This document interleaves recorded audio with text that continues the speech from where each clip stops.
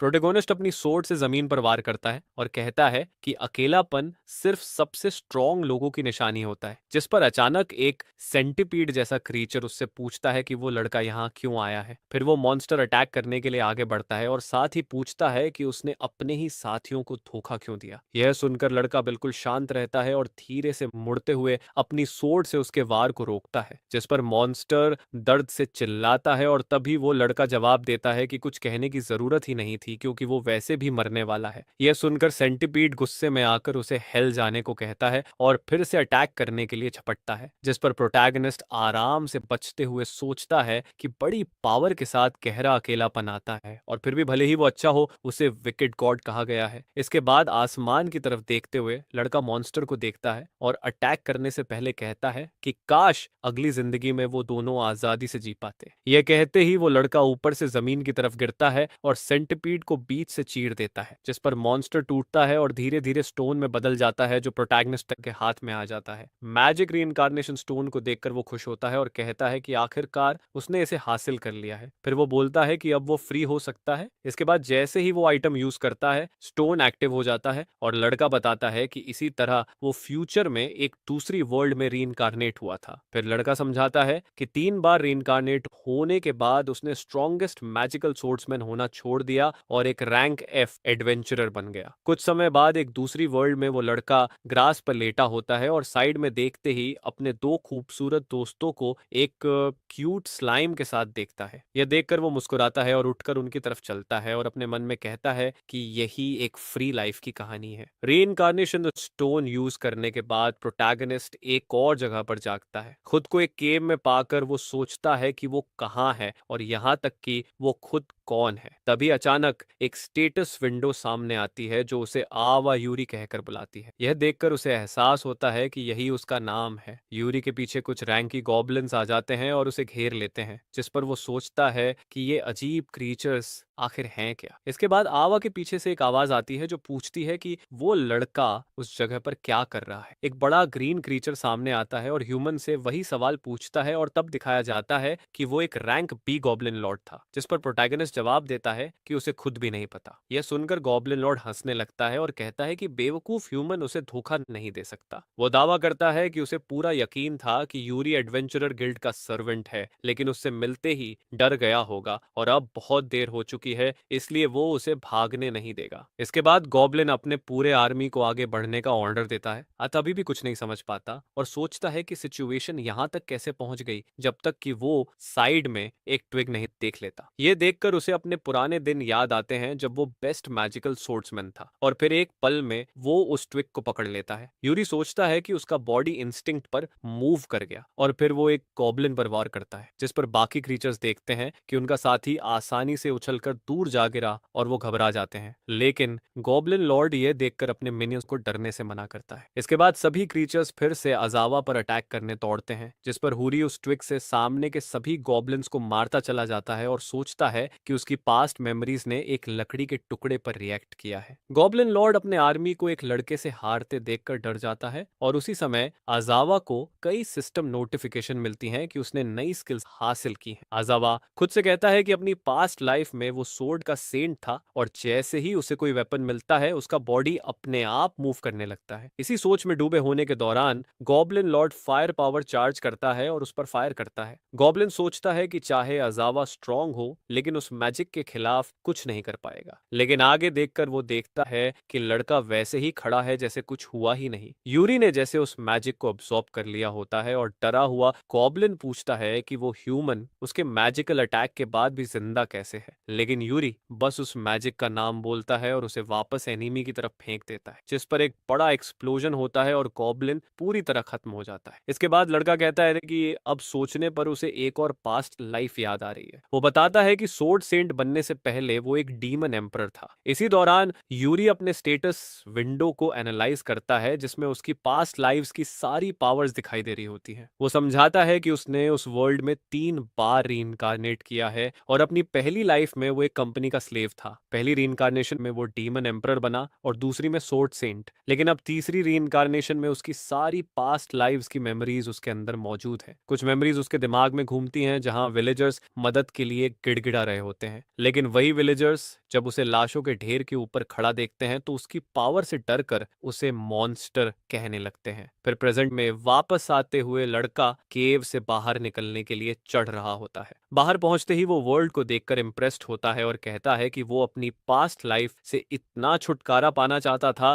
कि उसने दोबारा रीइंकारनेट कर लिया। यूरी कहता है कि वो एक ऐसी लाइफ से थक चुका था जहां उसे यूज करके फेंक दिया जाता था और इसी वजह से इस तीसरी रीइंकारनेशन में वो सिर्फ अपने लिए जिएगा। केव के बाहर अजोआ अपने बॉडी के पास मौजूद आइटम्स चेक करता है जिनमें एक सोर्ड, कुछ पैसे और खाना होता है। ये देखकर वो कहता है कि कुछ न होने से तो बेहतर है। रस्टी सोर्ड को देखते हुए वो सोचता है कि क्या ये अब भी काम की है, क्योंकि ये तो स्टिक से ज्यादा अलग नहीं लगती। तभी अचानक उसे एनालिसिस नाम की एक नई स्किल मिलती है और जैसे ही वो उसे यूज करता है उसकी आंखें बदल जाती हैं और वो सोर्ड के एट्रीब्यूट्स और डिस्क्रिप्शन देख पाता है। वेपन बहुत ज्यादा वॉर्न आउट होने की वजह से वो बाकी आइटम्स भी एनालाइज करता है और समझता है कि ये स्किल किसी भी चीज की इंफॉर्मेशन दिखा सकती है। लेकिन यूरी कहता है कि वो इस जगह की इंफॉर्मेशन नहीं देख पा रहा और काश कोई पास में होता। अचानक फॉरेस्ट से एक आवाज आती है और लड़का अपनी सोर्ड पकड़ लेता है ये सोचकर कि कहीं कोई मॉन्स्टर तो नहीं। लेकिन तभी एक क्यूट स्लाइम सामने आता है जिसे देखकर वो कंफ्यूज हो जाता है। हाजोआ नोटिस करता है कि स्लाइम एग्रेसिव नहीं लग रहा, इसलिए वो अननेसेसरी फाइट्स अवॉइड करेगा। तभी वो छोटा क्रीचर खाने वाले बैग के पास आता है और एमसी सोचता है कि शायद उसे भूख लगी है। लड़का उसे थोड़ा सा जर्की देता है जिसे स्लाइम खुशी से खा लेता है, जिसके बाद सिस्टम नोटिफाई करता है कि उसे मॉन्स्टर टेमिंग से जुड़ी स्किल्स मिली हैं। उसी समय स्लाइम पास आता है और अजावा उसे प्यार से सहलाते हुए समझता है कि अब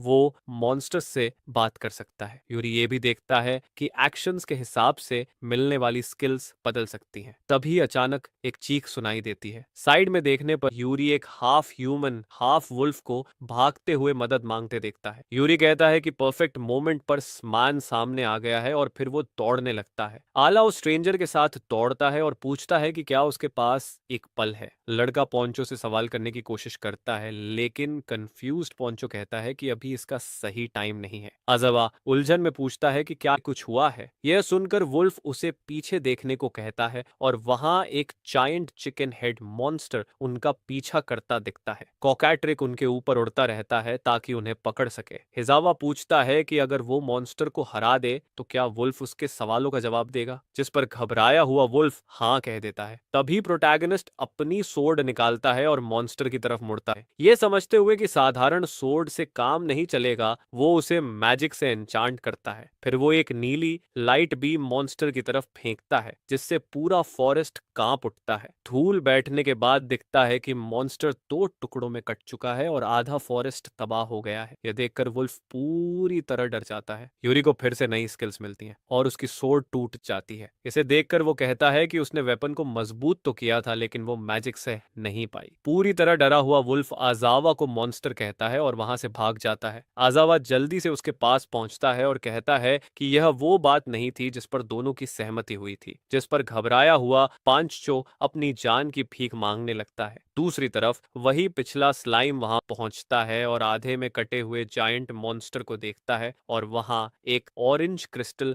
नोटिस करता है। थोड़ा समय आगे बढ़ता है और अजावा पांचचो को समझाता है कि उसने अपनी मेमोरीज खो दी हैं और उसे नहीं पता कि वो कहाँ है, इसलिए उसे इंफॉर्मेशन चाहिए थी। जिस पर पोंचो कहता है कि उसे लगभग पूरा यकीन था कि यह लड़का ह्यूमन रूप में डीमन है, लेकिन अजावा जवाब देता है कि वो सिर्फ हॉस्टाइल ओपोनेंट से ही लड़ता है। यह समझकर कि सामने खड़ा लड़का सच में कुछ नहीं जानता। वुल्फ उसे बताने का फैसला करता है कि यह फॉरेस्ट एरिया काकात्रासेस के कंट्रोल में है। पोंचो आगे समझाता है कि उसका ग्रुप रेयर आइटम्स की तलाश में था और जब वो उन मॉन्स्टर्स में से एक की लेयर में घुसे तो उसे पेट की तरह इस्तेमाल करके मरने के लिए छोड़ दिया गया। यह कहते हुए वो आह भरता है और बोलता है कि उसे सच में अपने साथियों पर भरोसा था। यह सुनकर यूरी सोच में पड़ जाता है। वुल्फ फिर टॉपिक से हटकर बोलने के लिए माफी मांगता है और कहता है कि एक कॉकेट्रिक को एक ही वार में हराने वाला आजावा जरूर बहुत स्ट्रॉन्ग एडवेंचरर होगा, जिस पर वो सलाह देता है कि उन्हें एडवेंचरर्स गिल्ड जाना चाहिए, क्योंकि अगर आजावा अपना नाम बताए तो शायद उन्हें उसके बारे में जानकारी मिल जाए। यूरी अभी भी कंफ्यूज दिखता है तो पोंचो समझाता है कि एडवेंचरर एक प्रोफेशन होता है जहां गिल्ड के लिए मिशंस किए जाते हैं और बदले में रिवॉर्ड्स मिलते हैं। ये मिशंस मॉन्स्टर्स को सब्जुगेट करने, वैल्यूएबल आइटम्स इकट्ठा करने या खोए हुए एनिमल्स को ढूंढने जैसे होते हैं और रैंक के हिसाब से मिशंस भी अलग अलग होते हैं। वो आगे बताता है कि यह जगह लगभग 20 किलोमीटर दूर रेडियल नाम की ट्रेडिंग सिटी में है। यह सुनकर यूरी को एहसास होता है कि यह प्रोफेशन उसकी किसी पास्ट लाइफ में भी मौजूद था। यूरी डिसाइड करता है कि एडवेंचर बनना उसके लिए सबसे सही रहेगा, क्योंकि वो किसी चीज से बंधा नहीं रहेगा और अपनी मर्जी से जिंदगी जी पाएगा। इसके बाद पांचो को इन्फॉर्मेशन के लिए थैंक्स करता है और कहता है कि वो एडवेंचरर्स गिल्ड जाने की कोशिश करेगा। फिर वो सोचता है कि 20 किलोमीटर थोड़ा ज्यादा है और रास्ता तय करने के तरीके इमेजिन करने लगता है। तभी अचानक एक कोकैट्रिक सामने आ जाता है, जिसे देखकर पांचो डर कर भाग जाता है। प्रोटैगनिस्ट सोचता है कि अब क्या किया जाए, क्योंकि उसकी सोर्ड टूट चुकी है और शायद उसके पास सिर्फ मैजिक ही बचा है। लेकिन तभी वो क्रीचर उसके सामने लैंड करता है और अचानक वही बिहेवियर दिखाने लगता है जो पहले स्लाइम दिखा रहा था। यह देखकर अजावा समझ जाता है कि यह शायद वही स्लाइम है जिसे उसने टेम किया था। उसकी इन्फॉर्मेशन देखकर उसे पता चलता है कि स्लाइम ने कोकैट्रिक का मैजिक स्टोन खाकर यह फॉर्म लिया है। यह समझ कर कि उसका स्लीम मैजिक स्टोन्स खाकर ट्रांसफॉर्म कर सकता है। प्रोटैगनिस्ट सोचता है कि उसके पास वाकई एक इंटरेस्टिंग एबिलिटी है। तभी उसके दिमाग में एक आइडिया आता है। कुछ समय बाद दिखाया जाता है कि लड़का अपने स्लाइम के ऊपर उड़ रहा है और कहता है कि यह तरीका काफी अच्छा है और उसे सामने सिटी भी दिखने लगी है। सिटी के पास उतरने के बाद अजावा स्लाइम को हेल्प के लिए थैंक्स करता है, लेकिन यूरी कहता है कि अगर वो क्रीचर इस तरह सिटी में गया तो अटेंशन अट्रैक्ट करेगा, इसलिए उन्हें अलग होना पड़ेगा। ये कहते हुए लड़का पीछे मुड़कर अपने एनिमल को गुड बाय कहता है। तभी अचानक क्रीचर चमकने लगता है और उसकी तरफ उड़ता है। स्लाइम अपनी ओरिजिनल फॉर्म में वापस आ जाता है, लेकिन इस बार काफी छोटा हो जाता है। यह देखकर इसावा समझता है कि अगर स्लाइम उसके साथ चले तो फ्यूचर में काम आ सकता है। सिटी की तरफ चलते हुए लड़का स्लाइम से पूछता है कि क्या वो उसके साथ चलना चाहता है, और हाँ में जवाब मिलने पर यूरी उसका नाम लाइम रख देता है। गिल्ड के अंदर आवर रिसेप्शनिस्ट से कहता है कि वो एडवेंचरर बनना चाहता है। यह देखकर कि लड़का नई रजिस्ट्रेशन करना चाहता है, वो कहती है कि शुरुआत के लिए यूरी को अपनी स्किल्स और प्रीवियस एक्सपीरियंस के बारे में बताना होगा। यह सुनकर वो कंफ्यूज्ड हो जाता है, जिस पर अटेंडेंट समझाती है कि एडवेंचरर्स की बढ़ती संख्या के कारण अब सिलेक्शन में एक्सपीरियंस को भी देखा जाता है। अपनी सारी जिंदगी याद करके यूरी खुद से कहता है कि पास्ट लाइव्स के बारे में बताना गलत होगा, इसलिए वो सीधे कह देता है कि उसके पास कुछ भी खास नहीं है। यह सुनकर रिसेप्शनिस्ट कहती है कि फिर यह थोड़ा मुश्किल हो सकता है, जिस पर यूरी सोचता है कि अगर ऐसा ही है तो उसे एडवेंचरर बनने का आइडिया छोड़ देना चाहिए। तभी अचानक एक आदमी कमरे में घुसता है, यह सोचकर कि कोई फाइट हो रही है। रिसेप्शनिस्ट उसे पूरी बात बताती है और वो आह भरते हुए उसे तैयारी करने को कहता है। बाहर जाते हुए गैलियो सोचता है कि अगर कोई नौसिखिया उसकी गिल्ड में आया तो उसकी डिग्निटी गिर जाएगी, और यह जगह यूरी जैसे इनकॉम्पिटेंट लोगों के लिए नहीं है, इसलिए वो उसे रियलिटी दिखाएगा। अगले ही पल यूरी एक अजीब से ऑब्जेक्ट के सामने खड़ा होता है। गालियो बताता है कि यह एक मैजिक मीटर है जो किसी की मैजिकल पावर मेजर करके उसकी पोटेंशियल दिखाता है। अगर पोटेंशियल 30 से ऊपर गया तो अजावा एडवेंचरर के एग्जाम के लिए क्वालिफाई हो जाएगा। गालियो अपने मन में सोचता है कि कोई नोविस पहली बार में 30 तक नहीं पहुंच सकता, और जब वो अपनी औकात समझेगा तो खुद ही हार मान लेगा। अजावा पूछता है कि अगर उसने डिवाइस तोड़ दी तो क्या वो फिर भी एग्जाम दे पाएगा, जिस पर रिसेप्शनिस्ट और गालियो हंसने लगते हैं। बूढ़ा आदमी कहता है कि उसने पहली बार यूरी जैसा इंसान देखा है। गालियो कहता है कि मीटर 99.99 तक हैंडल कर सकता है और बिगिनर इसे तोड़ नहीं सकता। इसके बाद यूरी मैजिक सर्कल पर अपना हाथ रखता है और सोचता है कि फिर चिंता की कोई बात नहीं है। तभी डिवाइस से तेज रोशनी निकलती है। गालियो और रिसेप्शनिस्ट जमीन पर गिर जाते हैं और सोचते हैं कि यह सब क्या हो रहा है। मीटर लगातार ऊपर जाता रहता है। तभी अचानक डिवाइस एक्सप्लोड हो जाती है। शॉक में खड़ा गैलियो देखता रह जाता है। यूरी माफी मांगता है, लेकिन कहता है कि यह कोई प्रॉब्लम नहीं होनी चाहिए। डरा हुआ गैलियो कहता है कि शायद मशीन को मेंटेनेंस की जरूरत थी, लेकिन अपने मन में वो सोचता है कि यह इम्पॉसिबल है और यह बच्चा जरूर कोई ट्रिक कर रहा है। वो गुस्से में सोचता है कि इतनी बेईमानी उसकी गिल्ड में बर्दाश्त नहीं की जाएगी और यूरी पनिशमेंट मांग रहा है। फिर गैलियो कहता है कि चूंकि उसकी पावर सही से मेजर नहीं हो पाई, इसलिए वो यूरी को एग्जाम देने की स्पेशल परमिशन देगा। यह देखकर एमसी सोचता है कि बूढ़ा आदमी वाकई अच्छा इंसान है। इसके बाद सीन बदलता है और एक कॉलिसियम दिखता है जहां बहुत सारे लोग मौजूद हैं। गालियो यूरी से कहता है कि एग्जाम 3 मिनट में शुरू होगा और उसे प्रिपेयर रहना चाहिए। क्राउड के बीच यूरी देखता है कि यहाँ वाकई बहुत लोग हैं और सेलेक्ट होना आसान नहीं है। तभी एक लड़की पूछती है कि क्या उसे कोई प्रॉब्लम हो रही है। वो पूछती है कि ये यूरी का पहला एग्जाम है और खुद बहुत एक्साइटेड लगती है। फिल प्यार से कहती है कि अगर यूरी को कोई कोई सवाल हो तो वो उससे पूछ सकता है। आर्नेट बताती है कि वो यह एग्जाम 7 बार दे चुकी है। ये सुनकर यूरी शॉक्ड हो जाता है। वो पूछता है कि क्या एग्जाम कई बार दिया जा सकता है। ये सुनकर लड़की रोने लगती है और बताती है कि वो हर बार फेल हुई है, इसलिए बार बार दे रही है। आर्नेट बताती है कि गैलियो के लास्ट एग्जामिनर बनने के बाद एनमार्टेडन एग्जाम और भी टफ हो गया है। गैलियो एग्जाम शुरू करता है और डिक्लेयर करता है कि पहला टेस्ट फेंसिंग होगा, जो उसे हरा देगा वही पास करेगा। तभी जॉनी सरपेंट आगे आता है और अपनी ब्लेड निकालता है। दोनों बैटल के लिए रेडी होते हैं और उनकी सोर्ड्स टकराती हैं। जॉनी और एग्जामिनर के बीच ब्लोज एक्सचेंज होते देखकर सब समझ जाते हैं कि जॉनी स्ट्रांग है। यूरी नोटिस करता है कि दोनों की स्किल बराबर है, लेकिन कुछ तो गलत है। तभी जॉनी एग्जामिनर से कहता है कि वो कुछ खास नहीं है, जिस पर गालियो जवाब देता है कि उस स्किल के साथ वो उसे हरा नहीं सकता और जॉनी की सोर्ड को बीच से तोड़ देता है। ये देखकर जॉनी शॉक में आ जाता है। गालियो कहता है कि इस स्किल के साथ वो कभी एडवेंचरर नहीं बन पाएगा और उसे बेसिक्स से शुरू करना चाहिए। जॉनी अरीना छोड़कर चला जाता है। तभी एक कॉम्पिटिटर पूछता है कि एग्जामिनर को कोई हरा क्यों नहीं पा रहा। अज़ावाला अपनी एबिलिटी से समझ जाता है कि गालियो के जीतने की वजह सोर्ड्स का डिफरेंस था। गालियो अनाउंस करता है कि अगला आला होगा और उसे आगे आने को कहता है। जैसे ही आला आगे बढ़ता है, आर्नेट उसके लिए चीयर करने लगती है। यूरी अपनी सोर्ड निकालते हुए सोचता है कि वो एग्जामिनर के और मूव्स देखना चाहता था, लेकिन चूंकि वो दूसरा चुना गया था, इसीलिए बचने का कोई तरीका नहीं था। जैसे ही यूरी अपनी सोर्ड निकालता है, वहां मौजूद सभी लोग कंफ्यूज्ड और डरे हुए नजर आते हैं, क्योंकि उसकी सोर्ड बीच से टूटी हुई होती है। अजावा को याद आता है कि कॉकेट्राइस के साथ फाइट में उसकी सोर्ड टूट गई थी। यह देखकर गैलियो हंसने लगता है और उसके वेपन का मजाक उड़ाता है। एग्जामिनर कहता है कि अगर अजोल रिटायर करना चाहता है तो यही सही मौका है, क्योंकि उसे वीक लोगों को बुल्ली करना पसंद नहीं है, और अगर गलती से उसने लड़के को मार दिया तो एग्जामिनर के तौर पर उसकी रेप्यूटेशन खराब हो जाएगी। यह सुनकर एमसी सोचता है कि वो क्या करे, क्योंकि इस सोर्ड से लड़ना मुश्किल है, लेकिन फिर भी उसे इसी से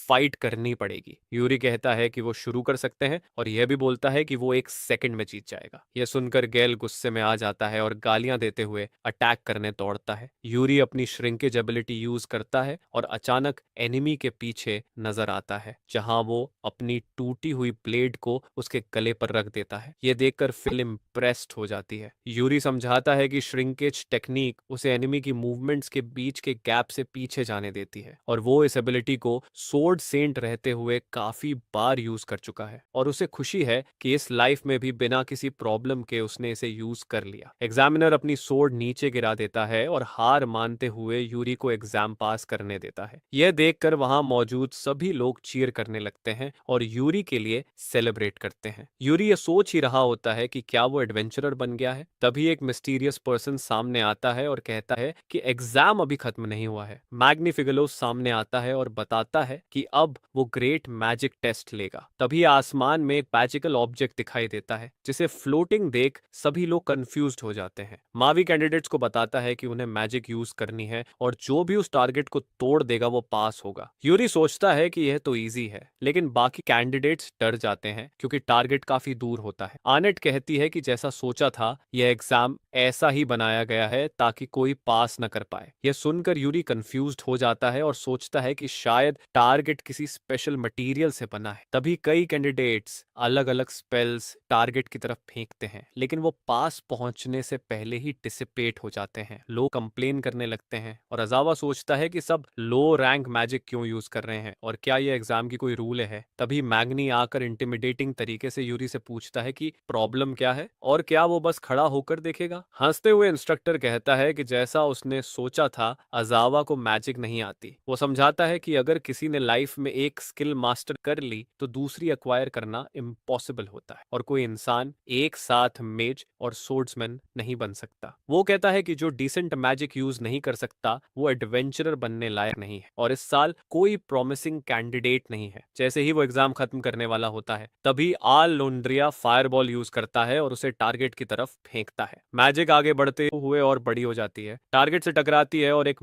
मैसिव एक्सप्लोजन होता है। यह देखकर सभी लोग शॉक में आ जाते हैं। एक कैंडिडेट पूछता है कि लेजेंडरी मैजिक इन्फर्नो यूज करने वाला इंसान यहाँ क्या कर रहा है। आलोक खुद कंफ्यूज होता है क्योंकि उसके लिए ये सिर्फ नॉर्मल फायरबॉल था। सिटी के बाहर एक हुडेड फिगर आसमान में डिसिपेट होती फायर मैजिक को देखता है। वो कहता है कि आखिरकार वो इंसान जाग गया है, लेकिन अभी भी काफी इमेच्योर है। अंधेरे में डिसॉल्व होते हुए वो कहता है कि वो उस दिन का इंतजार कर रहा है जब वो दोबारा मिलेंगे। कॉलिसियम में अजावा अपने बेहोश इंस्ट्रक्टर को जगाने की कोशिश करता है ताकि पता चल सके कि वो पास हुआ या नहीं। वही रिसेप्शनिस्ट सामने आती है और यूरी को कंग्रेचुलेट करती है और उसे एडवेंचरर लाइसेंस कार्ड देती है। वो बताती है कि नए एडवेंचरर्स रैंक एफ से शुरू करते हैं और अचीवमेंट्स के हिसाब से आगे बढ़ते हैं। इससे पहले कि वो और एक्सप्लेन करे, आर्नेट उछलकर यूरी पर चढ़ जाती है और चिल्लाती है कि आखिरकार वो उसे मिल गया। आला मुश्किल से डॉज करता है और साइड में देखता है तो समझ जाता है कि यह वही लड़की है जो एग्जाम में मिली थी। लड़की माफी मांगती है कि उसने खुद को इंट्रोड्यूस नहीं किया था और बताती है कि उसका नाम फिल अर्नेट है और कहती है कि वो उसे सिर्फ फिल बुलाए। इसके बाद वो लगातार यूरी से उसका नाम पूछने लगती है और आखिरकार वो बता देता है कि उसका नाम यूरी है। अर्नेट दिखाती है कि उसे भी एडवेंचरर लाइसेंस मिल गया है। फिल बताती है कि यूरी की वजह से एग्जामिनर्स को पनिशमेंट मिली और फिर एक नया टेस्ट लिया गया जिसमें वो पास हो गई। इसके लिए वो यूरी को थैंक्स कहती है, लेकिन वो जवाब देता है कि उसने कुछ नहीं किया। ये सुनकर कुछ एक्सपीरियंस्ड एडवेंचरर्स उस रुकी से जेलस महसूस करते हैं। उनमें से एक अपने दोस्त जैक से पूछता है कि उसे क्या लगता है। जैक यूरी को देखते हुए कहता है कि वो इरिटेटिंग है। एक दिन गुजरता है और यूरी होटल के बेड पर जागता है। खिड़की से बाहर देखते हुए वो सोचता है कि कितने टाइम बाद उसने इतनी आराम की नींद ली है। यूरी बताता है कि उसकी पिछली लाइफ में हर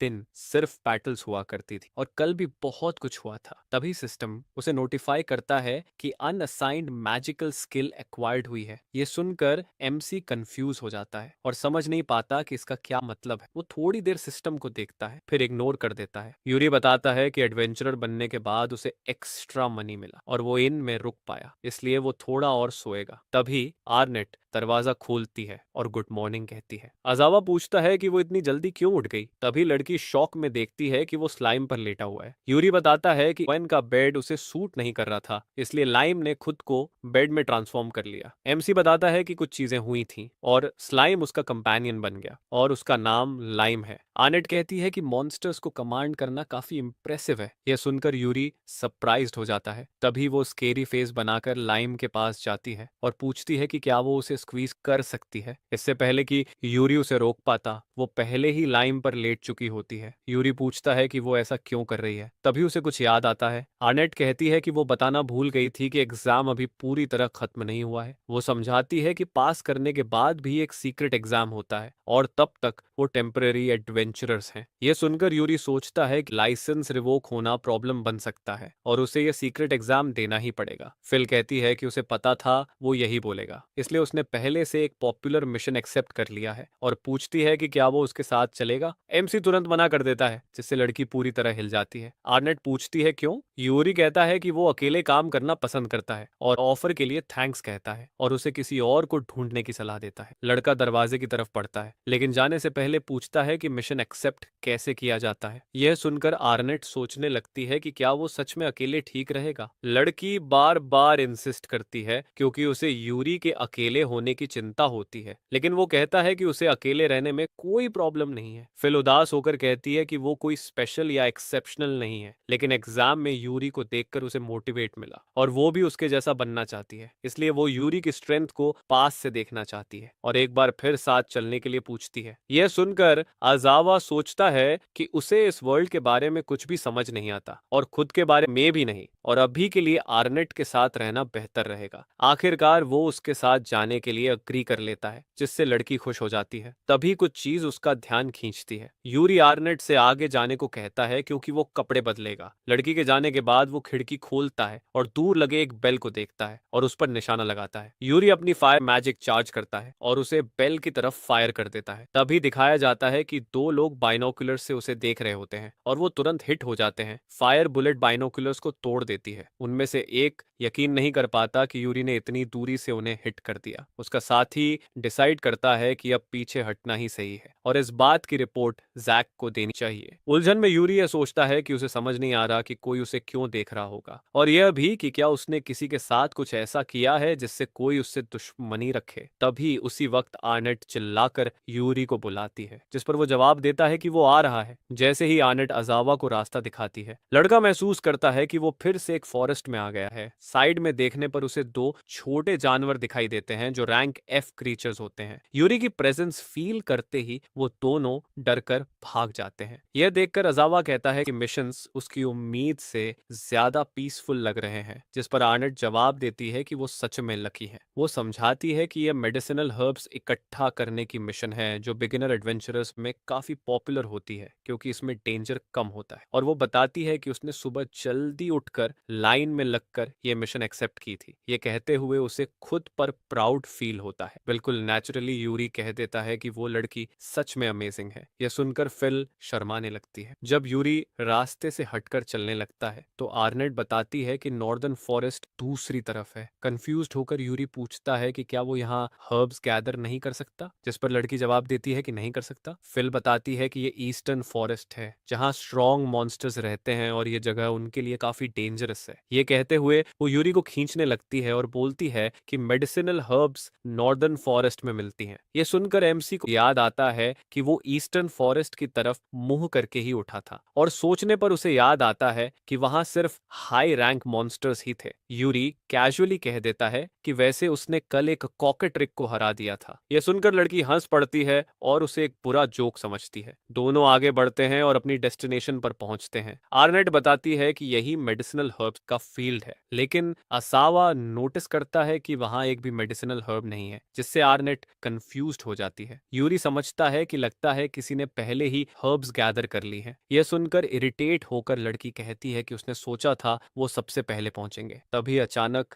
जैक नाम का आदमी अपने ग्रुप के साथ वहां आता है और न्यूकमर्स को बताता है कि उनकी किस्मत खराब है क्योंकि उन्होंने आसपास की सारी हर्ब्स पहले ही इकट्ठा कर ली हैं। फिल पूछती है कि ये लोग कौन हैं, जिस पर जैक बताता है कि वो उनका वेटरन है, इसलिए दोनों रिलैक्स कर सकते हैं। यूरी को याद आता है कि ये लोग वही हैं जो उस दिन गिल्ड रिसेप्शन पर थे। जैक कहता है कि उसे पता है कि उनके पास प्रोविजनल लाइसेंस है और उन्होंने बहुत सारी हर्ब्स इकट्ठा कर ली हैं, इसलिए वो कुछ शेयर कर देगा। यह सुनकर फिल एक्साइटेड हो जाती है और पूछती है कि क्या वो सच कह रहा है, जिस पर जैक कहता है कि एडवेंचरर्स को एक दूसरे की मदद करनी चाहिए। रोते हुए लड़की कहती है कि उसे यकीन नहीं हो रहा कि उसे इतने काइंड एडवेंचरर्स मिले हैं और वो इसे कभी नहीं भूलेगी। इससे पहले कि लड़की जैक के हाथ से हर्ब्स ले पाए तभी एक लड़का उन्हें जमीन पर गिरा देता है और उन पर पैर रख देता है। अपनी डार्क पर्सनैलिटी दिखाते हुए वो लड़का कहता है कि वो ऐसा कभी नहीं करेंगे और फिल को लूजर कह देता है। हंसते हुए जैक कहता है कि एडवेंचरर बनने का मतलब है फेम हासिल करना, भले ही इसके लिए दूसरों को कुचलना पड़े। वो कहता है कि ये जॉब वीक लोगों के लिए नहीं है और न ही उन क्लूलेस बच्चों के लिए जिन्हें दुनिया की कोई समझ नहीं है, इसलिए वो उन्हें होम टाउन वापस जाने का ऑर्डर देता है। यूरी समझ जाता है कि इन लोगों की इंटेंशंस सच में बुरी हैं और वो सोचता है कि क्या यही लोग सुबह उसे देख रहे थे। फिर भी उसे याद नहीं आता कि उसने इनके साथ कभी कुछ गलत किया हो। इरिटेटेड होकर फिल पूछती है कि इन लोगों की प्रॉब्लम क्या है। दौड़ते हुए लड़की यूरी को चेतावनी देती है कि अभी भी टाइम है और उन्हें फॉरेस्ट में ढूंढना चाहिए कि कहीं कोई हर्ब्स बची हो। एमसी समझ जाता है कि अगर उसने कुछ नहीं किया तो उसका लाइसेंस रिवोक होने का इंतजार ही बचेगा, लेकिन सिर्फ वो और फिल मिलकर हर्ब्स ढूंढेंगे। ये रियलिस्टिक नहीं लगता। किसी प्लान के बारे में सोचते हुए अचानक लाइम उसकी पॉकेट से बाहर कूद जाता है। यूरी अपने पेट से पूछता है कि क्या हुआ, क्योंकि उसने उसे पहले ही खाना खिला दिया था, लेकिन लाइम बेचैन होता है और किसी वजह से यूरी के दिमाग में एक सिग्नल भेजता है। यूरी कुछ समझ जाता है और उसी पल कहता है कि वो मॉन्स्टर पर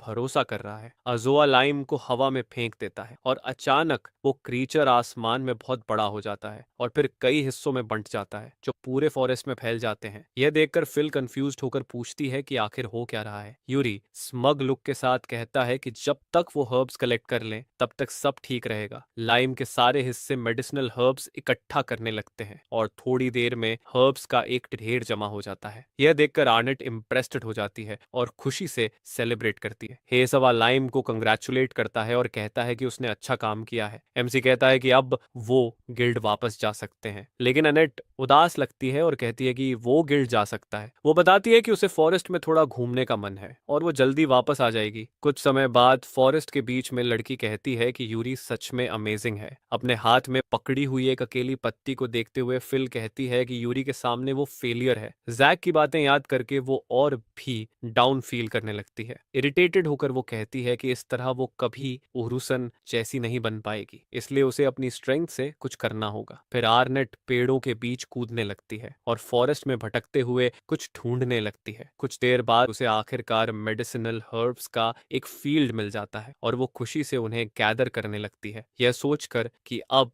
वो भी एडवेंचरर बन पाएगी। तभी उसके सामने से एक ग्राउल की आवाज आती है। फिल देखती है कि उसके सामने एक व्हाइट वुल्फ खड़ा है। रैंक की क्रीचर को देखकर वो डर जाती है और सोचती है कि क्या वो फॉरेस्ट में बहुत अंदर आ गई है। वुल्फ आगे बढ़ता है और वो अपनी सोर्ड निकालने की तैयारी करती है। वो कहती है कि उसे कुछ करना ही होगा, लेकिन रैंक एफ एडवेंचरर होने की वजह से डर उसे घेर लेता है और उसे नहीं पता कि वो रैंकी वुल्फ को हरा पाएगी या नहीं। वो पीछे हटने लगती है। तभी उसे यूरी की कही बात याद आती है कि वो अमेजिंग है। यह याद उसे करेज देता है और वो कहती है कि वो हमेशा दूसरों पर डिपेंड नहीं रह सकती, क्योंकि वो भी एक एडवेंचरर है। डिफेंसिव स्टैंड लेते हुए फिल कहती है कि वो इसे खुद संभालेगी। वोल्फ उस पर झपटता है और काटने की कोशिश करता है, लेकिन वो स्वॉर्ड से अटैक ब्लॉक कर लेती है। जोर लगने से वो पीछे गिरती है और एक पेड़ से टकराती है। शांत रहते हुए अर्नेट सोचती है कि उसे इनेमी की मूवमेंट्स ध्यान से देखनी होंगी। वुल्फ बिना रुके फिर से अटैक करता है और जिस पेड़ का सहारा वो ले रही थी उस पर वार करता है, लेकिन फाइनन पहले ही ऊपर कूद चुकी होती है और ऊपर से एनीमी पर सोर्ड से वार करती है। वो वुल्फ के सिर पर सीधा वार करती है और उसे हरा देती है। यह देखकर कि उसने जीत हासिल कर ली है, आर्नेट खुशी से चिल्लाने लगती है और उसे एहसास होता है कि वो भी कोशिश करे तो जीत सकती है। लेकिन तभी उसके पीछे उसी तरह के कई और क्रीचर्स आ जाते हैं। भयभीत होकर लड़की देखती है कि वुल्फ्स उसे घेर लेते हैं। वुल्फ्स उसकी तरफ बढ़ते हैं और डर के मारे फिल अपनी आंखें बंद कर लेती है। तभी एमसी वहां पहुंचता है और लड़की को अपनी बाहों में उठाकर बचा लेता है। यूरी को देखकर लड़की इमोशनल हो जाती है और वो उससे कहता है कि बाकी वो संभाल लेगा। एमसी लड़की को जमीन पर रखता है और वुल्व्स की तरफ मुड़ता है। फिल समझ नहीं पाती कि वो वहां क्यों है,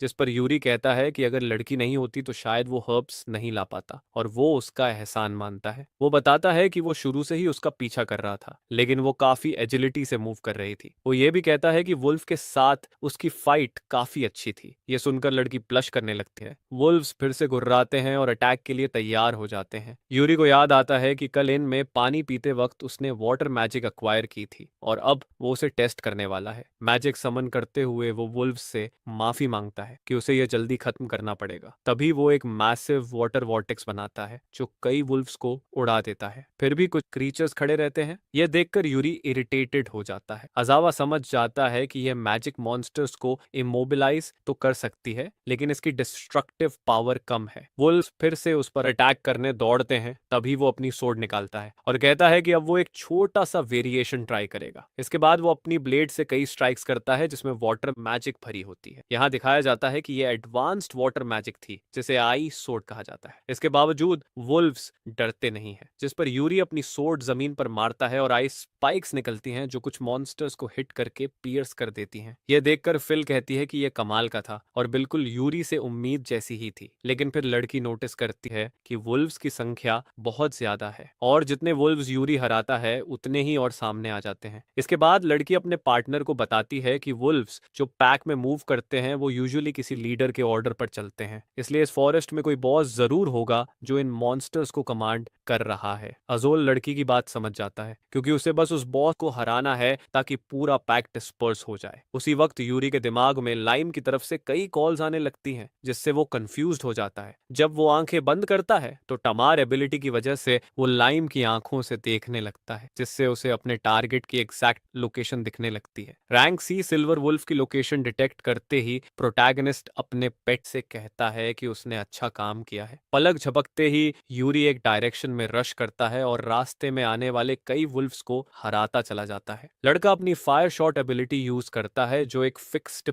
पाथ फॉलो करती है। पेड़ों को डॉज करती हुई वो सिल्वर वुल्फ की तरफ बढ़ती है, लेकिन क्रीचर यूरी की प्रेजेंस सेंस कर लेता है और बच निकलता है। यह देखकर यूरी समझ जाता है कि इतने ऑब्स्टिकल्स के बीच क्रीचर से डील करना आसान नहीं होगा, इसलिए वो अपना अप्रोच बदलने का फैसला करता है और ज्यादा एग्रेसिव तरीका अपनाता है। उसी पल वो एक जाइगैंटिक फायर मैजिक कॉन्जर करता है, जिसे देखकर आर्नेट तक डर जाती है। अजावा तुरंत लाइन को वहां से निकल जाने का ऑर्डर देता है और छोटा क्रीचर तुरंत उसकी बात मान लेता है। एमसी अपने ओपोनेंट की तरफ एक कॉलोसल फायर व्हर्लविंड छोड़ता है, जिससे फॉरेस्ट जलने लगता है। क्रीचर कुछ भी नहीं कर पाता और मैजिक की चपेट में आ जाता है। पूरे एरिया में स्मोक का बड़ा सा क्लाउड बन जाता है। कुछ ही सेकंड्स में पूर वुल्फ पूरी तरह जल जाता है और फिल बहुत ज्यादा डर जाती है। आर्नेट चिल्लाकर पूछती है कि यह क्या था, जिस पर यूरी जवाब देता है कि उसने तो बस कॉमन फायर मैजिक यूज की थी। यह सुनकर वो कहती है कि यह बिल्कुल भी नॉर्मल नहीं लग रही थी। रैंक सी वुल्फ से कुछ मैजिकल स्टोन्स गिरते हैं। आर्नेट यूरी को कंग्रेचुलेट करती है और कहती है कि इतने सारे आइटम्स मिलना बहुत अच्छी बात है, लेकिन फिर वो पूछती है कि सिर्फ वो दोनों इतने सारे मेडिसिनल हर्ब्स कैसे कैरी करेंगे। यूरी सोचता है कि सिर्फ वो और आर्नेट मिलकर इतना सामान उठाना रियलिस्टिक नहीं है और काश कोई ऐसी मैजिक होती जो सब कुछ एक साथ कैरी कर सके। उसी पल सिस्टम नोटिफाई करता है कि लड़के ने एक और एबिलिटी गेन कर ली है। दूसरी तरफ फिल गिल्ड रिसेप्शनिस्ट को वो स्टोन दिखाती है जो उसे मिली थी। रिसेप्शनिस्ट मैजिकल स्टोन देखकर सच में इम्प्रेस्ड हो जाती है और पूछती है कि क्या आर्नेट ने सच में वुल्फ को हराकर यह स्टोन हासिल की है, जिस पर वो हाँ में जवाब देती है। रिसेप्शनिस्ट उसे कॉन्ग्रेचुलेट करती है और कहती है कि पहली मिशन में क्लास ई मॉन्स्टर को हराना आसान नहीं होता। यह सुनकर आर्नेट प्राउड फील करती है। फिर वो कहती है कि अब वो उसे ऑफिशियली रैंक एफ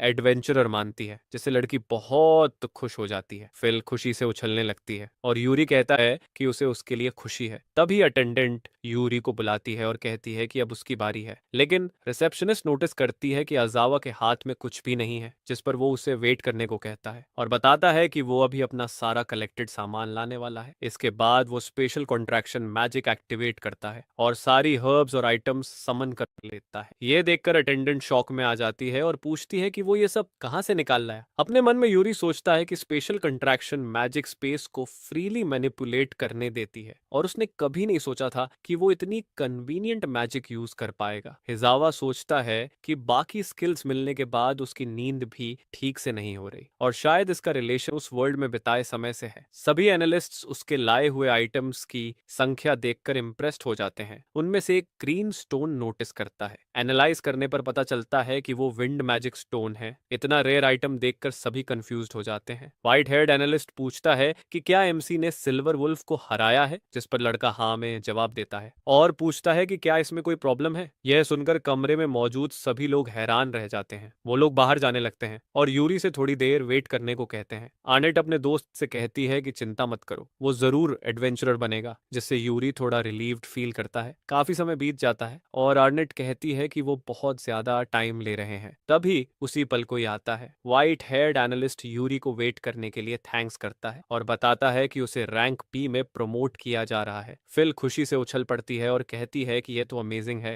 एनालिस्ट कहता है कि यूरी जैसा एडवेंचरर उसकी गिल्ड में बहुत वेलकम है। वो बताता है कि अब ऑफिशियल रजिस्ट्रेशन प्रोसीड की जाएगी, लेकिन यूरी मना कर देता है और कहता है कि वो रैंक एफ एडवेंचरर ही बना रहेगा। ये सुनकर सभी कंफ्यूज्ड हो जाते हैं और अर्नेट जोर से चिल्ला देती है। बाहर आकर फिल अजावा से पूछती है कि क्या वो श्योर है, क्योंकि यह प्रमोशन का मौका था। यूरी जवाब देता है कि उसे यह प्रॉब्लमैटिक लगा, इसलिए उसने एक्सेप्ट नहीं किया। आर्नेट कहती है कि रैंक बढ़ने पर क्विल्ड ज्यादा बार बुलाती है, जिस पर यूरी अग्री करता है और सोचता है कि वो अपनी पास्ट लाइफ की तरह नहीं जीना चाहता। इससे पहले कि आर्नेट कुछ और कहे, यूरी डिक्लेयर करता है कि वो अपनी पेस पर फ्री लाइफ जीना चाहता है। मतलब अब से वो दोनों रैंक एफ कंपेनियंस बनकर साथ काम करेंगे। फिल कहती है कि लड़का सच में अमेजिंग है और वो हमेशा खुद के लिए ट्रू रहता है और काफी डिटरमिन्ड है। आर्नेट कहती है कि उसने एक वुल्फ को तो हरा दिया था, लेकिन पैक में घिरने पर कुछ नहीं कर पाई और वो यूरी जैसी नहीं है। यूरी बीच में रोकते हुए कहता है कि कि लड़की के पास वो चीजें हैं जो उसके पास नहीं है और उसके बिना वो एक एग्जाम हम कभी पास नहीं कर पाता। और जैसा उसने पहले कहा था, वो लड़की सच में अमेजिंग है। यह सुनकर लड़की बहुत खुश हो जाती है और कहती है कि वो और ज्यादा मेहनत करेगी ताकि यूरी के लेवल तक पहुंच सके, जिस पर वो बस इतना कहता है कि वो अपना बेस्ट दे। दिखाया जाता है कि जैक पीछे से उन दोनों को देख रहा था और अभी भी उनकी प्रेजेंस से इरिटेटेड है। तभी यूरी पीछे मुड़कर उस सिलुएट से पूछता है कि क्या वो काम करेगा। क्लाउन मास्क पहने हुए एक अननोन बीइंग जवाब देता है कि वो जरूर करेगा। आर्नेट को स्ट्रेच करते देख यूरी पूछता है कि क्या वो थक गई है, जिस पर वो हाँ कहती है क्योंकि दिन काफी एग्जॉस्टिंग रहा है। यूरी उसे आराम करने को कहता है और वो एग्री कर लेती है। जाने से पहले फिल यूरी से भी अच्छे से रेस्ट करने को कहती है और देर तक जागने से मना करती है। वो गुड बाय कहती है और उस दिन जो कुछ भी हुआ उसके लिए थैंक्स कहती है। एमसी सोचता है कि अब वो क्या करे, तभी उसका पेट जोर से आवाज करता है और उसे याद आता है कि उसने आज कुछ भी नहीं खाया। एक टैवर्न को देखकर वो सोचता है कि आइटम्स बेचकर उसके पास इनफ पैसे हैं तो उसे अच्छा खाना खाना चाहिए। टैवर्न अटेंडेंट कस्टमर का वेलकम करता है, लेकिन जैसे ही वो देखता है कि वो कौन है तो शॉक में पूछता है कि वो यहाँ तीन क्या कर रहा है। अजवा समझ जाता है कि ये वही वुल्फ है जिससे वो फॉरेस्ट में मिला था। वुल्फ इरिटेट हो जाता है क्योंकि यूरी को उसका नाम याद नहीं रहता। बैठते हुए यूरी पूछता है कि वो यहाँ क्या कर रहा है। वुल्फ बताता है कि वो एडवेंचरर होना छोड़ चुका है। खाना बनाते हुए वो बताता है कि उसे मरने का डर लगने लगा था क्योंकि उसके कंपेनियंस ने उसे छोड़ दिया था और आगे बढ़ने की कोई वजह नहीं बची थी। वो अपनी स्पेशल ब्लैक स्पगेटी सर्व करता है और डिश के बारे में लंबी एक्सप्लेनेशन देता है। खाते हुए यूरी उसकी तारीफ करता है और कहता है कि पोंचो एक अच्छा शेफ है। यह सुनकर वुल्फ खुश हो जाता है और बताता है कि वो अपने पुराने ग्रुप का कुक था। फिर टॉपिक बदलते हुए वो चेतावनी देता है कि उसने सुना है यूरी एक इनक्रेडिबल एडवेंचरर है और टैवर्न में कई लोग एग्जाम में किए गए उसके कारनामों की बातें कर रहे हैं। लेकिन पोंचो यूरी को केयरफुल रहने को कहता है क्योंकि अगर वो ज्यादा खुद को शो करेगा तो जैक का अटेंशन अट्रैक्ट हो जाएगा। अजावा कंफ्यूज्ड हो जाता है लेकिन याद करता है कि यही वही आदमी है जिसे उसने आर्नेट के साथ फॉरेस्ट में देखा था और पूछता है कि क्या पोंचो उसे जानता है। पोंचो बताता है कि जैक उसका फॉर्मर कंपेनियन था जिसने उसे छोड़ दिया था और वो ऐसा इंसान है जो अपने फायदे के लिए दूसरों को कुचल देता है। वुल्फ बताता है कि हाल ही में जैक न्यूबीज को हंट करने के लिए असैसिन्स हायर कर रहा है ताकि मिशंस के रिवॉर्ड्स बढ़ा सके। यूरी पूछता है कि क्या असैसिन वही था जो खिड़की से टैवर्न में घुस रहा था। तभी क्लॉन मास्क पहने हुए अनकन्फर्मेड बीइंग अचानक एमसी पर अटैक करने की कोशिश करता है, जिस पर यूरी आसानी से डॉज कर जाता है। इसके बाद मास्क्ड फिगर खुद को ग्रेट मेट्सू बताता है। पांचचो उसे पहचान लेता है और कहता है कि यह तो ह्यूमन किलिंग क्लाउन है और पूछता है कि वो साइट लेकर यहाँ क्या कर रहा है। ये सुनते ही मेट्सू फिर से अटैक के लिए झपटता है, जिस पर यूरीवार को ब्लॉक करते हुए सोचता है कि उसे समझ नहीं आ रहा कि उसने इस इंसान की दुश्मनी कब मोल ली। ब्लॉक के बाद यूरी की सोर्ड पूरी तरह टूट जाती है। यह देखकर उसे समझ आता है कि अब यह वेपन काम का नहीं है और वो सिर्फ क्लाउन के अटैक्स को डॉज करने लगता है। फाइट पूरे टैवर्न में फैल जाती है। मेट्सू बार बार हमला करता है और यूरी हर बार बस बचता रहता है। खुद पर घमंड करते हुए क्लाउन कहता है कि आजावा वीक है क्योंकि वो भाग रहा है और वही सबसे स्ट्रांग है। यूरी अपने दिमाग में सोचता है कि अगर उसने फायर मैजिक यूज की तो पूरी शॉप डिस्ट्रॉय हो जाएगी और उसे वेपन की जगह कुछ और चाहिए। मेत्सु आखिरी वार करने की कोशिश करता है, तभी यूरी उसकी पीठ के पीछे कुछ नोटिस करता है। वो तुरंत साइड में जाता है और मेत्सु शेल्फ पर रखी बोतलों पर वार कर देता है। बोतलों हवा में उड़ जाती हैं। एमसी हवा में एक बॉटल पकड़ लेता है, उसमें मैजिक भरता है और पांचो से कहता है कि वो इसे उधार ले रहा है। यूरी उस बॉटल से असैसिन पर वार करता है शॉक वेव एबिलिटी के साथ, जिससे मेत्सु जमीन पर जा गिरता है। एक ही वार में मेत्सु हार जाता है। टूटी हुई सोर्ड को उठाते हुए यूरी सोचता है कि उसे नई वेपन खरीदनी चाहिए और पोंचो से पूछता है कि क्या उसे कोई वेपन शॉप पता है। पोंचो अपनी आधी टूटी शॉप देखकर शॉक में होता है। यूरी तुरंत गड़बड़ी के लिए माफी मांगता है। बाहर जैक ये सब देख रहा होता है। उसे समझ आ जाता है कि पोंचो अभी जिंदा है, जिससे वो और ज्यादा इरिटेटेड हो जाता है और वहां से भाग जाता है। एक एस्टैब्लिशमेंट के सामने पहुंचकर यूरी कहता है कि पंचो की इन्फॉर्मेशन के हिसाब से यह एक फेमस वेपन शॉप है। अंदर एक नाइट ब्लैकस्मिथ से बहस कर रही होती है और पूछती है कि वो इसका क्या करेगा। ड्वार्फ उसे चुप रहने को कहता है और उसके काम की बुराई न करने को बोलता है। गुस्से में रेड हेयर वाली लड़की कहती है कि जो सोर्ड उसने कल खरीदी थी वो तुरंत टूट गई और ड्वार्फ को उससे ऐसे बात नहीं करनी चाहिए। वो कहती है कि ऐसी वेपन बनाने के बाद वो जवाब लिए बिना यहाँ से नहीं जाएगी। ये देखकर यूरी सोचता है कि क्या ये उसकी लाइफ की एक और प्रॉब्लम है। ब्लैकस्मिथ कहता है कि वो कॉम्पेंसेशन देगा, लेकिन लड़की कहती है कि उसे सोर्ड ठीक नहीं करानी बल्कि दूसरी वेपन चाहिए। ह्यूगो जवाब देता है कि अब इस टाउन में डिसेंट वेपन मिलना मुश्किल है। बहस के दौरान एमसी लड़की की सोर्ड को एनालाइज करता है और कहता है कि ब्लैकस्मिथ की स्किल में कोई कमी नहीं है, प्रॉब्लम मटेरियल की है। रिको पूछती है कि वो कौन है। ड्वार्फ नूगो कहता है कि यूरी की नजर अच्छी है। ब्लैकस्मिथ बताता है कि पहले नॉर्थ माइंस से हाई क्वालिटी ओरेस आते थे, लेकिन अब वहां एक वायलेंट गोलेम आ गया है और मजबूरी में लो क्वालिटी ओरेस यूज करनी पड़ रही हैं। अगर यह ऐसे ही चला तो शॉप बंद करनी पड़ेगी। पास रखी सोर्ड्स की बाल्टी से यूरी एक सोर्ड उठाता है और काउंटर पर कॉइन्स की बैग रख देता है। वो कहता है कि वो ये वेपन खरीदना चाहता है और इससे गोलम को हराएगा। ह्यूगो शॉक में आ जाता है। नाइट रिको कहती है कि उसने कभी किसी को सोर्ड से गोलम से लड़ते नहीं देखा। यूरी कहता है कि सब कुछ वेपन के यूज पर डिपेंड करता है और गोलम को हराने के बाद वो उसी और से नई सोर्ड बनवाएगा। रिको यूरी के साथ बाहर आती है, अपना परिचय देती है और सेफ्टी के लिए उसका एडवेंचरर लाइसेंस मांगती है। अजावा लाइसेंस दिखा देता है। रैंक एफ देखकर रिको हैरान हो जाती है और पूछती है कि क्या वो मरना चाहता है। वो बताती है कि रैंक एफ सबसे लोएस्ट होता है और लोग इसे पोटैटो डिगर भी कहते हैं क्योंकि हमेशा मिट्टी में सना रहता है और रैंक एफ गोलम को हरा नहीं सकता। यूरी कंफ्यूज होकर पूछता है कि वो इतना गुस्सा क्यों हो रही है, क्योंकि अगर वो मर भी गया तो उससे क्या फर्क पड़ता है। रिको ब्लश करते हुए कहती है कि उसे किसी का बेवजह मरना अच्छा नहीं लगता, इसलिए वो उसके साथ चलेगी। यूरी के पास मानने के अलावा कोई ऑप्शन नहीं होता। कुछ समय बाद रिको बताती है कि वो नॉर्थ माइन पर पहुंच गए हैं। दोनों अंदर की तरफ बढ़ते हैं, तभी एक रैंक गोलम सामने आ जाता है। रिको अपना स्लेज हैमर निकालती है और कहती है कि एनिमी पहले से मौजूद है और वो जल्दी खत्म करेगी। वो गोलम पर अटैक करती है और यूरी से कहती है कि उसकी मूवमेंट्स ध्यान से देखे। गोलम भी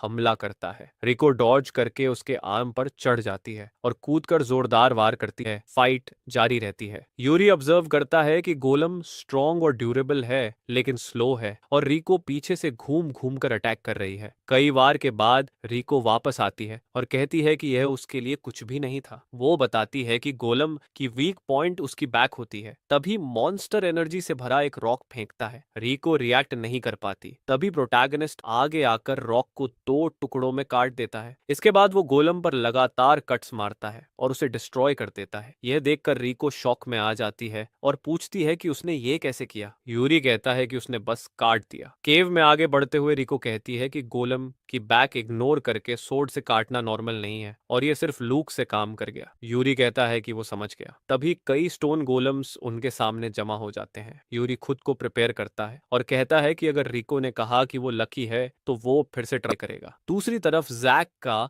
ग्रुप ये सब देख रहा होता है। एक को यकीन नहीं होता कि उसने सच में गोलम काट दिया। जैक गुस्से में कहता है कि वो अजावा को माफ नहीं करेगा। तभी एक फिगर सामने आता है और कहता है कि शायद उन्हें प्रॉब्लम है। मास्क्ड असैसिन क्रिस्टल बॉल पकड़े होता है। जैक पूछता है कि वो कौन है। केव के अंदर एमसी लगातार गोलम्स को काटता रहता है। रिको जो देख रही होती है उस पर यकीन नहीं कर पाती। सभी गोलम्स खत्म करने के बाद यूरी कहता है कि उसने ज्यादातर एनिमीज हटा दिए हैं। आयरन ओर्स कलेक्ट करके वो सोचता है कि अब वेपन्स बनाने में प्रॉब्लम नहीं होगी। कुछ नॉन एलिमेंटल मैजिक स्टोन्स देखकर वो कहता है कि ये लाइम को देगा। रिको पूछती है कि आखिर यूरी है कौन। यूरी जवाब देता है कि जैसा दिख रहा है वो सिर्फ रैंक एफ एडवेंचरर है। रिको कहती है कि मजाक मत कर। यूरी अपने मन में सोचता है कि वो मजाक नहीं कर रहा। तभी एक आवाज आती है कि उन्हें यकीन नहीं हो रहा कि यूरी ने अकेले गोलम्स को हरा दिया। जैक सामने आता है और कहता है कि यूरी बहुत इरिटेटिंग है। एमसी शॉक हो जाता है। रिको कहती है कि ये लोग उसके दोस्त नहीं लगते। अजावा सोचता है कि ये लोग उसी के पीछे हैं और वो रिको को इसमें इन्वॉल्व नहीं करना चाहता, इसलिए वो लायन से कहता है कि रिको को सेफ जगह ले जाए। लायन बड़ा होकर रिको को बैठाता है और उसे ले जाने लगता है। जाते जाते रिको देखती रहती है। यूरी पूछता है कि जैक उससे इतना ऑब्सेस्ड क्यों है। वो कहता है कि उसे याद नहीं कि उसने ऐसा क्या किया जिससे जैक उससे नफरत करे। जैक हंसता है और गुस्से में कहता है कि वो कितनी बार यूरी को कुचलने की कोशिश कर चुका है, लेकिन वो हर बार ऐसे एक्ट करता है जैसे कुछ हुआ ही नहीं। वो कहता है कि यूरी ने उसके टेरिटरी में कदम रखा है और वो बहुत बुरा इंसान है। अपने कंपेनियंस को आगे बढ़ने का ऑर्डर देते हुए वो कहता है कि वो यूरी को क्रश कर देगा। एमसी आसानी से तीनों को नॉकआउट कर देता है। वो कुछ पल के लिए बेहोश होते होते हैं, लेकिन मॉन्स्टर्स की तरह फिर से उठते हैं और यूरी को पकड़ लेते हैं। यूरी डर जाता है क्योंकि उसके दिमाग में तो उसने सबको नॉकआउट कर दिया था। तभी उसे एहसास होता है कि उसके ओपोनेंट्स एक स्टेटस इफेक्ट के अंडर हैं, जिसे बर्सर्क कहा जाता है। वो देखता है कि ये जैक पर भी असर कर रहा है। अपनी मैजिक चार्ज करते हुए जैक बोलता है कि अब ये एंड है और हवा का एक तेज गस्ट अपने एनिमी की तरफ छोड़ देता है। एमसी सोचता है कि वो मूव नहीं कर पा रहा है और ये अटैक सीधे लग गया तो बुरा होगा। अटैक किसी चीज से टकराता है और स्मोक का एक क्लाउड बन जाता है। जैक मान लेता है कि वो जीत गया है, लेकिन तभी वो देखता है कि अजावा मूव कर चुका है। यहाँ दिखता है कि लड़का विंड मैजिक कॉन्जर कर रहा है और सिस्टम नोटिफाई करता है कि उसने नई स्पेल्स एक्वायर कर ली हैं। यूरी वही मैजिक अपने ओपोनेंट्स पर छोड़ देता है और एक पावरफुल ब्लो के साथ सबको ऊपर हवा में उड़ा देता है। जैक का पूरा ग्रुप इधर उधर फेंक दिया जाता है। यूरी कहता है कि उसने किसी को मैजिक यूज करते देखकर ही नई स्पेल सीख ली। वो ये कहने ही वाला होता है कि सब खत्म हो गया है, तभी उसे कुछ महसूस होता है और वो पूछता है कि वो इंसान कौन है। जमीन में बने एक ब्लैक होल से एक बीइंग बाहर निकलता है जो जैक को कंट्रोल कर रहा होता है। वो हैरान होकर कहता है कि ये 01 ने उसकी प्रेजेंस नोटिस कर ली। मास्केड फिगर कहता है कि यूरी ने उसकी एक्सपेक्टेशन से ज्यादा परफॉर्म किया और उससे मिलकर खुशी हुई। यह सुनकर एमसी सस्पिशियस हो जाता है। मास्क्ड मैन खुद को नीरो नाइटमेयर बताता है। अजावा सोचता है कि जब उसने अभी मैजिक यूज की थी तब नीरो ने खुद को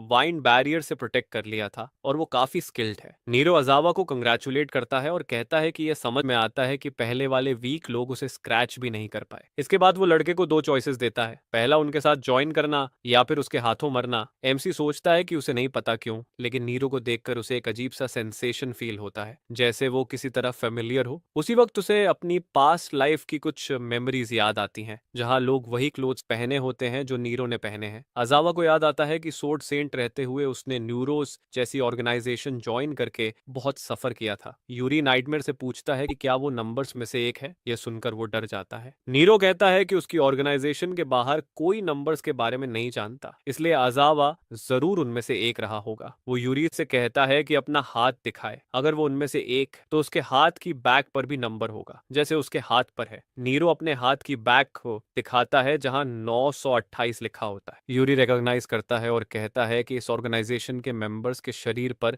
नंबर्स लिखे होते हैं और जितना छोटा नंबर उतनी ज्यादा कॉम्बैट एबिलिटी। अजावा अपना गॉन्टलेट हटाते हुए सोचता है कि उसका नंबर क्या होगा और क्या वो रीइंकार्नेटेड बॉडी पर भी लिखा होगा। जब वो अपने हाथ की बैक देखता है तो वहां 0 लिखा होता है। नेरो ये देखकर यकीन नहीं कर पाता। मगमार कहता है कि यह इम्पॉसिबल है क्योंकि यह नंबर 500 साल पहले परमानेंटली रिटायर कर दिया गया था। आवा भी कंफ्यूज हो जाता है क्योंकि उसे पता था कि 1 स्ट्रॉन्गेस्ट नंबर है, लेकिन 0 का मतलब उसे समझ नहीं आता। नीरो पूछता है कि क्या यूरी ने उसे बेवकूफ बनाने के लिए फेक नंबर लगाया है। आगे बढ़ते हुए मैगमेयर कहता है कि उसका मजाक उड़ाने की सजा में वो अजावा को मार देगा। अपनी इमेंस स्पीड से मास्क्ड मैन यूरी के चारों तरफ घूमने लगता है। नाइटमेयर पूछता है कि यंग मैन को यह कैसा लग रहा है और क्या वो उसकी स्पीड फॉलो कर पा रहा है। नीरो अटैक करता है लेकिन यूरी आसानी से डॉज कर लेता है। अजुआ कहता है कि यह अब तक का सबसे फास्ट इंसान है जिससे वो मिला है। नीरो कंफ्यूज्ड हो जाता है कि यह लड़का ऐसा कैसे कर पा रहा है। एमसी एनिमी के वेपन को एनालाइज करता है और रियलाइज करता है कि उस पर पॉइजन लगा है, इसलिए वो डिस्टेंस बनाए रखता है। एमसी अपने एनिमी की तरफ फायरबॉल फेंकता है और सोचता है कि उसे उसकी मूवमेंट्स रिस्ट्रिक्ट करनी होंगी। नीरो डिफेंड करते हुए पूछता है कि क्या यूरी को लगता है कि ऐसे अटैक से वो उसे हरा देगा। यूरी जवाब देता है कि उसे ऐसा करने की जरूरत ही नहीं है। तभी अजावा स्मोक क्लाउड में छुपी हुई विंड ब्लेड अटैक छोड़ता है। नीरो मुश्किल से बचता है और सोचता है कि उसने गार्ड डाउन कर दिया था। मैगबेयर उसकी तारीफ करता है और कहता है कि वह उसकी उम्मीद से ज्यादा फॉर्मिडेबल है। उसे एहसास ही नहीं होता कि उसके पैर ऑलरेडी फ्रीज हो चुके हैं। इमोबिलाइज्ड होकर वो पैनिक करता है, लेकिन इससे पहले कि वो कुछ कर पाता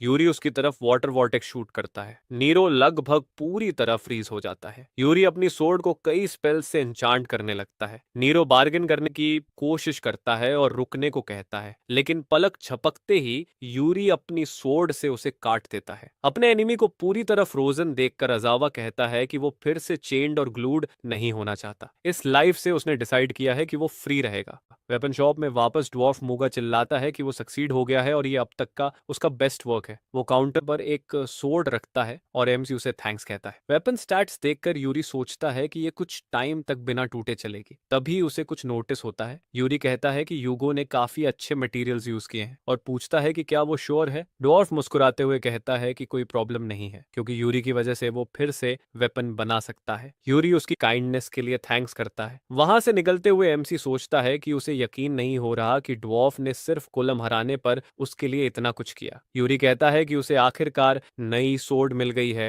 और एक नई स्किल भी, मतलब सब रिजॉल्व हो गया है। तभी दो फेमिलियर वॉइसेस यूरी को बुलाती हैं। रिको और आर्नेट उससे बात करना चाहती हैं। दोनों एक दूसरे को देखती हैं और कंफ्यूज लगती हैं। आर्नेट गुस्से में पूछती है कि क्या यूरी को बड़े प्लैनेटरी स्फीयर्स वाली महिलाएं पसंद है। रिको कहती है कि उनका ऐसा कोई रिलेशन नहीं है। इन सबको इग्नोर करते हुए प्रोटैगनिस्ट बस वहां से चल देता है और सोचता है कि रैंक एफ एडवेंचरर बनना अब फनी लगने लगा है। गिल्ड में अटेंडेंट पूछती है कि यूरी किस तरह की मिशन चाहता है। यूरी जवाब देता है कि उसे मॉन्स्टर हंटिंग वाली मिशन चाहिए जिसमें रिवॉर्ड बड़ा हो। वो बताता है कि ऐसा इसलिए क्योंकि वो लाइम को उसके फेवरेट मैजिक स्टोन्स देना चाहता है। अटेंडेंट कहती है कि उसके लिए एक परफेक्ट जॉब है जो गॉब्लिन हंट है। आवा तुरंत एक्सेप्ट कर लेता है, लेकिन अटेंडेंट बताती है कि एक कंडीशन है, अगर एडवेंचरर रैंक एफ है तो ग्रुप बनाना जरूरी है। यूरी कहता है कि उसने रिक्रूटमेंट बोर्ड देखा है और एक ग्रुप गॉब्लिन मिशन के लिए मेंबर ढूंढ रहा है। पास में खड़ी लड़की लिड किसी को जल्दी करने को कहती है और कागुर गर्ल बोलती है कि गॉब्लिन्स के लिए 3 लोग काफी हैं। यूरी उनकी बात बीच में काटता है और कहता है कि उसने बोर्ड पर रिक्रूटमेंट देखी थी और इसलिए आया है। लिड आदमी को देखकर इरिटेटेड होती है, लेकिन कहती है कि वो यूरी का वेट कर रही थी। उसका इक्विपमेंट देखकर वो सेटिस्फाइड होती है और कहती है कि यूरी रिक्वायरमेंट्स पूरी करता है। लिड यूरी से लाइसेंस दिखाने को कहती है। लाइसेंस देखकर वो एनालाइज करती है। गुस्से में वो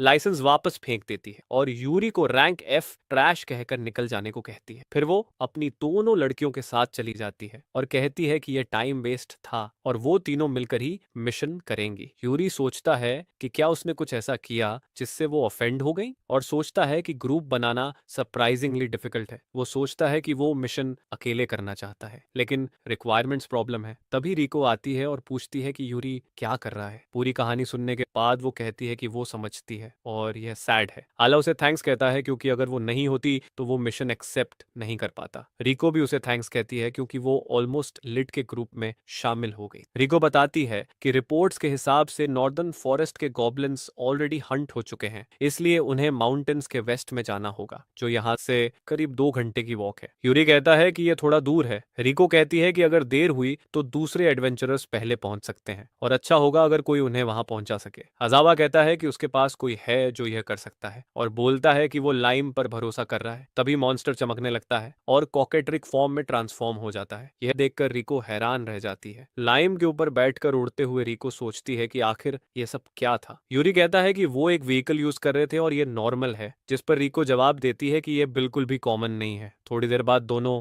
वेस्ट के हाईलैंड्स में पहुंचते हैं। एसा लाइम को थैंक्स कहता है और रिको पूछती है कि इतनी स्पीड से मूव करने के बाद भी वो इतना काम कैसे रह सकता है। साइड में देखते हुए लेक नजर आती है और रिको कहती है कि व्यू बहुत सुंदर है। यूरी जवाब देता है कि यह जगह काफी पीसफुल है। लड़की लेक के पास जाकर पानी को छूती है और कहती है कि पानी बहुत क्लियर है। दूसरी तरफ एमसी कुछ नोटिस करता है जो रिको की डायरेक्शन में आ रहा होता है। जैसे ही एक एरो लड़की को लगने वाला होता है, यूरी उसे हवा में ही रोक लेता है। रिको माफी मांगती है और यूरी सोचता है कि गॉब्लिन्स एडवेंचरर्स को घेरने और उनके रिलैक्स्ड होने पर अटैक करने की टैक्टिक यूज कर रहे हैं। पेड़ों में मौजूद गॉब्लिन्स को एनालाइज करते हुए यूरी समझ जाता है कि वहां 20 से ज्यादा गॉब्लिन्स हैं और सभी के पास बो और एरोज हैं। कई एरोज यूरी की तरफ आते हैं जिन्हें वो अपनी सोर्ड से डिफ्लेक्ट कर देता है। रिको पसीना बहाते हुए सोचती है कि यूरी सच में अमेजिंग है। कुछ गॉब्लिन्स सामने आ जाते हैं और यूरी की तरफ पड़ने लगते हैं। सोर्ड उठाते हुए लड़का कहता है कि वो इसे अब भी खत्म करेगा। तभी रिको उसे रुकने को कहती है। अपनी सोर्ड निकालते हुए रिको पूछती है कि क्या वो अपने हाथों से यह कर सकती है। आखिर वो एक रियल एडवेंचरर है और उसे अपने वॉरियर नाम को शर्मिंदा नहीं करना चाहिए। रिको गॉब्लिन्स की तरफ बढ़ती है।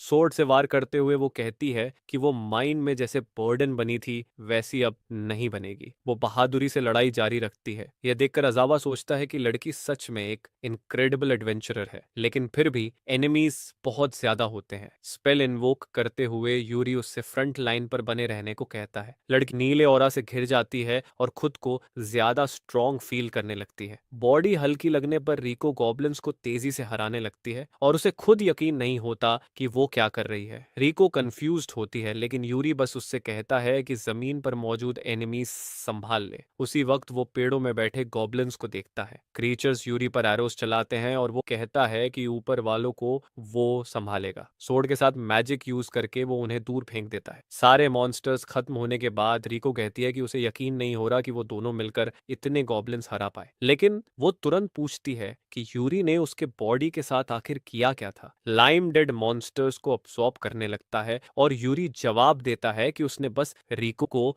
मैजिक से एनहांस किया था और ये नॉर्मल है। लड़की तुरंत कहती है कि ये नॉर्मल बिल्कुल नहीं है। इसावा को देखते हुए वो कहती है कि यूरी सच में अलग है। तभी अचानक रिको लड़खड़ाने लगती है और गिरने लगती है। यूरी पूछता है कि क्या वो ठीक है। रिको बताती है कि फाइट के दौरान उसे चोट लगी थी, लेकिन डीप कट नहीं है। एमसी नोटिस करता है कि लड़की पर पॉइजन स्टेटस है। वो समझाता है कि गॉब्लिन्स की वेपन्स पॉइजन से कोटेड थीं। रिको कहती है कि गॉब्लिन्स इतने स्मार्ट होंगे ये कॉमन नहीं है। आला पूछता है कि क्या लाइम पॉइजन सक कर सकता है। मॉन्स्टर रिको की वूंड में कूद जाता है और हीलिंग शुरू कर देता है। इसके साथ ही अजुआ को भी नई स्पेल्स मिलती हैं। रिको कहती है कि अब वो काफी बेहतर फील कर रही है और लाइम को थैंक्स कहती है। अजवा उसे रुकने को कहता है और उसी वक्त newly acquired healing magic use करता है ताकि रिको का पेन कम हो सके। ये देखकर लड़की और ज्यादा इम्प्रेस्ड हो जाती है और पूछती है कि उसने इतनी रेयर मैजिक कहाँ सीखी। यूरी कहता है कि उसे अभी अभी मिली है। ये सुनकर लड़की इरिटेट हो जाती है क्योंकि होली मैजिक सबसे रेयर स्पेल्स में से होती है। टॉपिक बदलते हुए रिको कहती है कि उन्हें गॉब्लिन नेस्ट ढूंढना चाहिए क्योंकि इतनी इंटेलिजेंस के पीछे